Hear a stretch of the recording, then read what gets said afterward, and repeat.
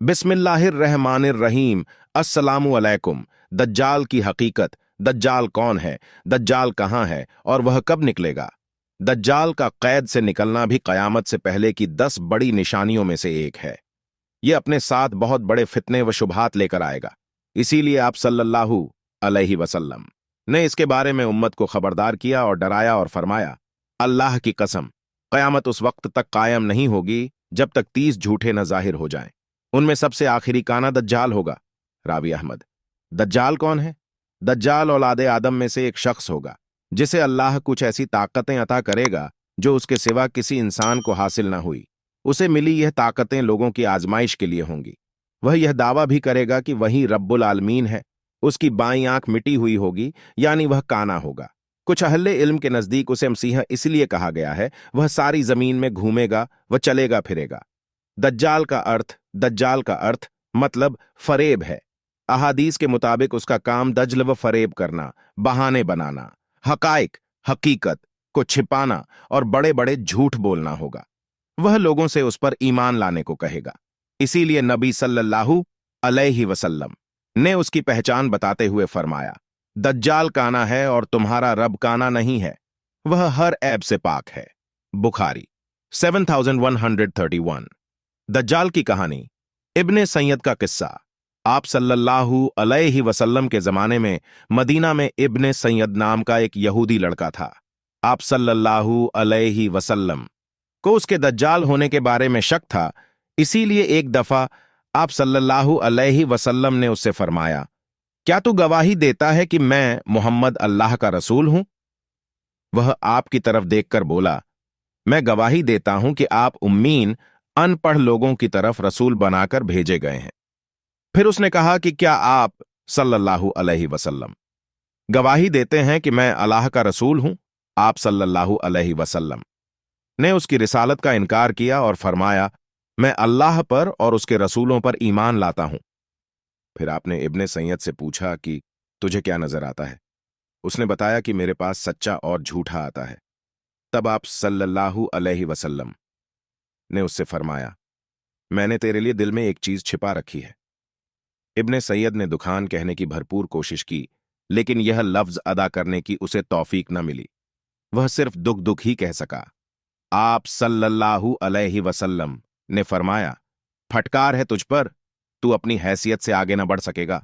हजरत उमर रजी अल्लाहु अन्हा ने अर्ज किया कि मुझे इजाजत दीजिए कि मैं इसकी गर्दन उड़ा दूं। आप सल्लल्लाहु अलैहि वसल्लम ने फरमाया, इसे छोड़ दो। अगर यही दज्जाल है तो तुम इसे नहीं मार सकोगे, और अगर यह दज्जाल नहीं है तो इसे कत्ल करने से कोई फायदा नहीं है। मुस्लिम 7344। अहमद 11798। इब्ने सैयद का दज्जाल का पता बताना। अबू सईद खुदरी रजी अल्लाहु अन्हा का बयान है कि एक सफर में जब इब्ने सैयद उनके साथ था, उसने कहा, अबू सईद, लोग मेरे बारे में जो बातें करते हैं उस पर मेरा दिल चाहता है कि किसी पेड़ से रस्सी लटकाकर खुद को फांसी दे लूं। हो सकता है कि दज्जाल के बारे में आप सल्लल्लाहु अलैहि वसल्लम की हदीस का इल्म किसी और को न हो, मगर तुम अंसार से छिपी नहीं है। क्या अल्लाह के रसूल ने यह नहीं फरमाया था कि दज्जाल बांझ होगा, उसके कोई औलाद न होगी, जबकि मैं औलाद वाला हूं और मेरी औलाद मदीना में मौजूद है। दज्जाल मक्का व मदीना में दाखिल न हो सकेगा, जबकि मैं मदीना से आ रहा हूं और मक्का जा रहा हूं। अब्बू सईद रजी अल्लाहु अन्हा कहते हैं कि मैं उसे माजुर मानने ही वाला था कि वह फिर बोला, अल्लाह की कसम, मैं अच्छी तरह जानता हूं कि दज्जाल कहां पैदा हुआ और इस वक्त वह कहां है, यानी दज्जाल पैदा हो चुका है। अब्बू सईद रजी अल्लाहु अन्हा कहते हैं, मैंने कहा, तुम्हारे लिए हलाकत व बर्बादी हो। मुस्लिम 7350। अहमद 11945। दज्जाल सबसे बड़ा फितना। अल्लाह के रसूल सल्लल्लाहु अलैहि वसल्लम ने फरमाया, 1 आदम अलैहिस्सलाम की पैदाइश से लेकर कयामत के दिन तक दज्जाल से बड़ी कोई मुसीबत नहीं। मुस्लिम 7395। 2 दज्जाल के अलावा दूसरे फितनों का तुम्हारे बारे में मुझे ज्यादा डर है। दज्जाल अगर मेरी जिंदगी में निकल आया तो मैं दलील के जरिए मुकाबला करके तुम सब की तरफ से उस पर भारी पड़ूंगा, और अगर वह मेरे बाद आया तो हर शख्स दलील के साथ उस पर गालिब आने की कोशिश करे। अल्लाह हर मुस्लिम की मदद करेगा। मुस्लिम 7373। इब्ने माजा 4077। 3 मैं तुमको उससे डरा रहा हूं। हर नबी ने अपनी कौम को उससे डराया है, लेकिन मैं तुम्हें एक ऐसी बात बताता हूं जो किसी नबी ने अपनी कौम को नहीं बतलाई। वह यह कि दज्जाल एक आंख से काना होगा और अल्लाह ताला ऐसा नहीं है। बुखारी 7127, इब्ने माजा 4077। खुरूज दज्जाल से पहले होने वाले वाकयात 1। बैतुल मकद्दिस के आबाद होने से मदीना की बर्बादी शुरू हो जाएगी। मदीना बर्बाद हुआ हुआ तो कुस्तुतुन फतह हो जाएगा और इसके फतह होने के बाद जल्दी ही दज्जाल निकल आएगा। अबू दाऊद 4294। 2। तुम ईसाइयों के साथ सुलह कर लोगे, फिर एक जंग के बाद रूमी तुमसे गद्दारी करेंगे, मगर तुम्हें जीत हासिल होगी, माले गनीमत मिलेगा और तुम नुकसान से बचे रहोगे। अबू दाऊद 4292। 3। खुरूज दज्जाल से पहले के 3 साल बहुत सख्ती भरे होंगे। पहले साल 1-3 बारिश व 1-3 पैदावार कम होगी। दूसरे साल 2-3 बारिश व 2-3 पैदावार कम होगी और तीसरे साल न कोई बारिश होगी और न कोई चीज जमीन से पैदा होगी। उस वक्त ला इलाहा इल्लल्लाह, अल्लाहु अकबर और अल्हम्दुलिल्लाह का जिक्र लोगों की खुराक का काम करेगा। इब्ने माजा 4077। 4। दज्जाल उस वक्त तक नहीं निकलेगा जब तक कि लोग उसके जिक्र से गाफिल ना हो जाएं, यहां तक कि खतीब मिंबर से उसका जिक्र करना तक छोड़ देंगे। अहमद 16788। 5। अरबों की तादाद काफी कम हो जाएगी। लोग दज्जाल के डर से पहाड़ों में जा छिपेंगे। मुस्लिम 7393। 6। खुशहाली का फितना एक ऐसे शख्स के जरिए उठेगा जो खुद को मेरे अहले बैत से बताएगा, हालांकि उसका मुझसे कोई ताल्लुक ना होगा। फिर लोग एक ऐसे शख्स को अपना हाकिम बना लेंगे जो इस लायक बिल्कुल ना होगा। इसके बाद फितनों का दौर शुरू हो जाएगा। आदमी सुबह को मोमिन होगा और शाम को काफिर हो जाएगा। ऐसे में जल्दी ही दज्जाल जाहिर हो जाएगा। अबू दाऊद 4242। 7। खुरूज दज्जाल के वक्त मदीना बेहतरीन जमीन होगी।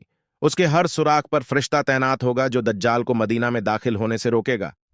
ऐसे वक्त मदीना में 3 झलझले आएंगे और कोई मुनाफिक ख्वाह मर्द हो या औरत ऐसा ना होगा जो मदीना से निकलकर दज्जाल से जाना मिले। इनमें से ज्यादातर औरतें होगी। यह वह दिन होगा जब मदीना अपने मैल कुचैल को इस तरह निकाल देगा जैसे लोहार की भट्टी लोहे के मैल कुचैल को दूर कर देती है। दज्जाल के साथ 70,000 यहूदी होंगे, जिनमें से हर एक ने हरे रंग की रेशमी चादर, ताज व जैवरात से सजी तलवार पहन रखी होगी। अहमद 14158। दज्जाल कैसा दिखता है?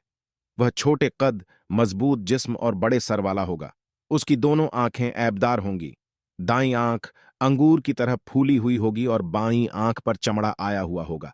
बाल घने व घुघराले होंगे, सफेद रंगत वाला होगा और उसकी दोनों आंखों के बीच काफिर लिखा होगा, तमीमदारी रजी।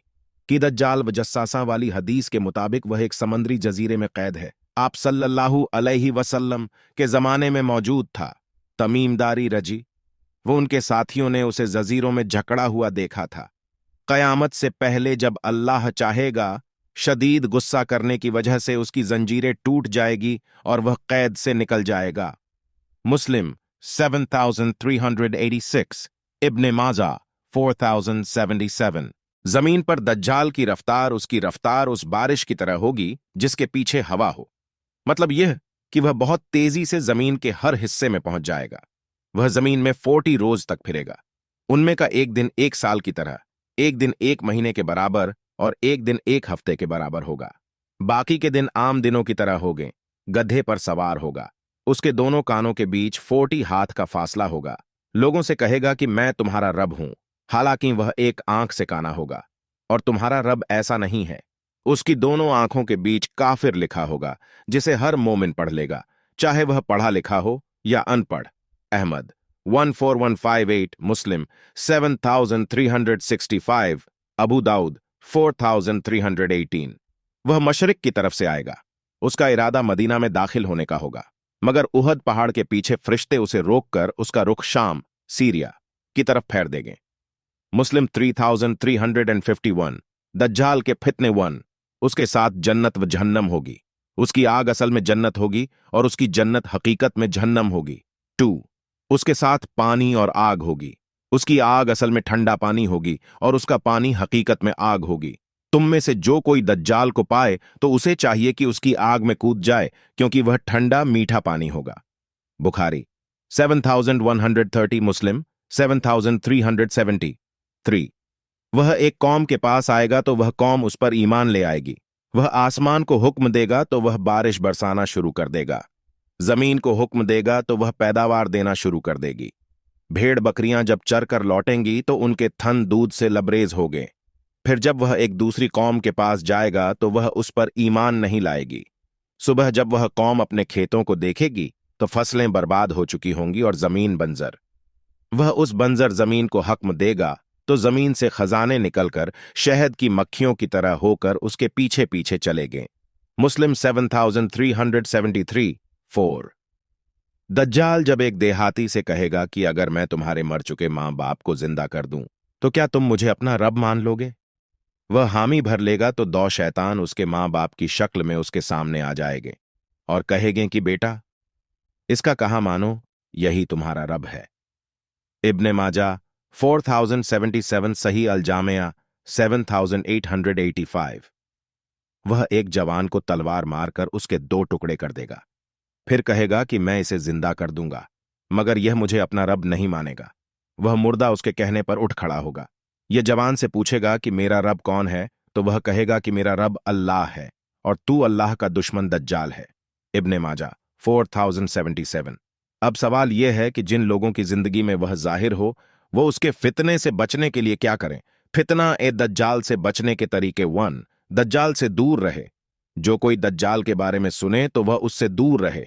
मुस्लिम 7395, दज्जाल से भागकर पहाड़ों में छुप जाएं। मुस्लिम 7395 2, अल्लाह से मदद तलब करें। जो शख्स उसकी आग के फिरने में फंस जाए वह अल्लाह से मदद चाहे। 3, अल्लाह के अस्मा व सिफात का इल्म हासिल करे। दज्जाल एक आंख से काना है और अल्लाह ताला हरगिज ऐसा नहीं है। 4, सूरह कहफ के शुरू की 10 आयतों की तिलावत करें। जो कोई सूरह कहा कि इब्तिदाई 10 आयात याद कर लेगा वह दज्जाल के फितने से महफूज रहेगा। मुस्लिम 1883 5, हरमैन शरफैन में से किसी एक में पनाह ले, इसलिए कि दज्जाल मक्का व मदीना में दाखिल नहीं हो सकेगा। अहमद 11945, सही। 6, लोगों को दज्जाल से आगाह करते रहे।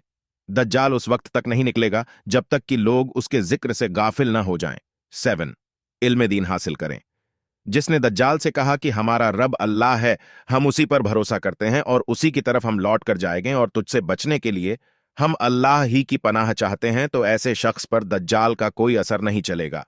अहमद हसन 8, नमाज के आखिर में दज्जाल के फितने से अल्लाह की पनाह मांगे। आखिरी तशहूद में सलाम फेरने से पहले यह दुआ करें, अल्लाहुम्मा इन्नी औजुबिका मिन अजाबिल कब्री व मिन अजाबिल जहन्नमा व मिन फितनती महयाया व ममाती व मिन फितनती मसीह दज्जाल, यानी ए अल्लाह, मैं तुझसे कब्र व जहन्नम के अजाब से, जिंदगी व मौत के फितने से और मसीह दज्जाल के फितने से पनाह मांगता हूं। बुखारी 1377। दज्जाल को कौन मारेगा? दज्जाल जब ईसा अलैहि को देखेगा तो इस तरह पिघलने लगेगा जैसे पानी में नमक। वह भागेगा मगर ईसा अलैहि उसे बाब लुद्द, जो फिलिस्तीन में है, के करीब जा पकड़ेंगे और नेजा मारकर उसे मौत के घाट उतार देंगे। फिर ईसा अलैहि दज्जाल का नेजे पर लगा हुआ खून लोगों को दिखाएंगे। इब्ने माजा 4077। दज्जाल का इनकार करने वाले माजी करीब में कुछ उलैमा ऐसे भी गुजरे हैं जिन्होंने दज्जाल का इनकार किया और इस मसाले में खता कर गए। जैसे 1, शेख मोहम्मद अब्दह की नज़र में दज्जाल की कोई हकीकत नहीं, यह सिर्फ खुराफात है। 2, मोहम्मद फ़हीम, इनकी नज़र में दज्जाल से मुराद शर व फसाद का फैलाव है। 3, किसी ने कहा दज्जाल जाहिर तो होगा मगर उसके साथ फितने और जन्नत जहन्नम नहीं होगे। 4, तो किसी की नज़र में दज्जाल वगैरह तो अफसाने हैं।